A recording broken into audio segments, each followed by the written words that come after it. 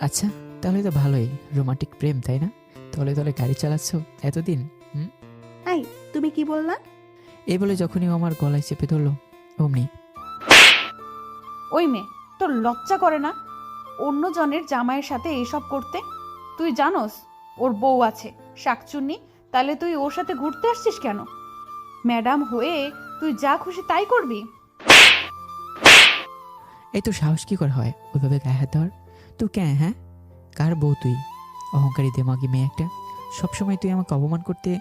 আর কে তোর স্বামী? হ্যাঁ, আমি একটা মূর্খ ছোট লোক, কীভাবে তোর স্বামী?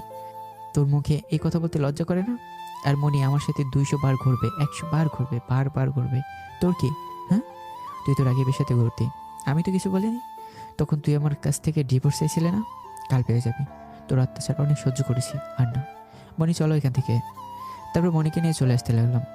মনি, আমি কিভাবে যে তোমার কাছে ক্ষমা চাইবো? প্লিজ, ওর হয়ে আমি তোমার কাছে ক্ষমা চাচ্ছি, ক্ষমা করে দাও।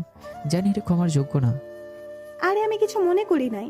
তুমি এমন ভাবে বলতেছো কেন? এটা সব মেয়েই করবে, ওই জায়গাতে আমি থাকলেও করতাম। নিজের স্বামীকে কি অন্য মেয়ের সাথে দেখলে ভালো লাগে বলো? তারপরও ওইটা ঠিক করেনি। ও তোমার গায়ে হাত তোলার সাহস কিভাবে হয়? দেখো, অর্পিতা তোমাকে এখন অনেক ভালোবাসে, তাই এমনটা করছে। সে তোমাকে অন্য কারোর সাথে দেখলে রক্ত মাথায় উঠে যায়, বুঝলা? অনেক ভালোবেসে ফেলেছে ও তোমাকে। আর তোমার কিন্তু ঠিক হয় নাই ওকে থাপ্পড় দেওয়াটা। আরে, ওই মেয়ে যে বজ্জাত তুমি জানো না। আর ও আমাকে ভালোবাসবে আসলে? হাসো কেন? ও তোমাকে সত্যিই অনেক ভালোবাসে, তাই তো এমন করছে। ও আচ্ছা, তুমি প্লিজ কিছু মনে করো না। তোমার থেকে কিভাবে যে মাপ চাই। পাইবা। মাফ একটা শর্তে করতে পারি, যদি আপুকে রাজি করাইতে পারো। হ্যাঁ, চেষ্টা করবো অনেক। আচ্ছা, আমি তাহলে বাসাতে যাই। বাই। কালকে আসবে কিন্তু বাসাতে। হ্যাঁ, অবশ্যই, বাই। তারপর ওকে বাসাতে দিয়ে আমি ওকে লেগেছে গেলাম। কে সব কাগজপত্র রেডি করে বাসাতে নিয়ে আসলাম। এসে দেখি অর্পিতা রুমে বসে কান্না করছে। করুক, তাতে আমার কি? আর একদিন পরে তো সব শেষ হয়ে যাবে। ফ্রেশ হয়ে এসে সোজা ঘুমিয়ে পড়লাম। খাবার খাওয়ার জন্য আপু আম্মু অনেকবার ডাকছে, বাট উঠিনি। সকালে ঘুম থেকে উঠে ফ্রেশ হয়ে দেখি অর্পিতা ঘুমে আছে।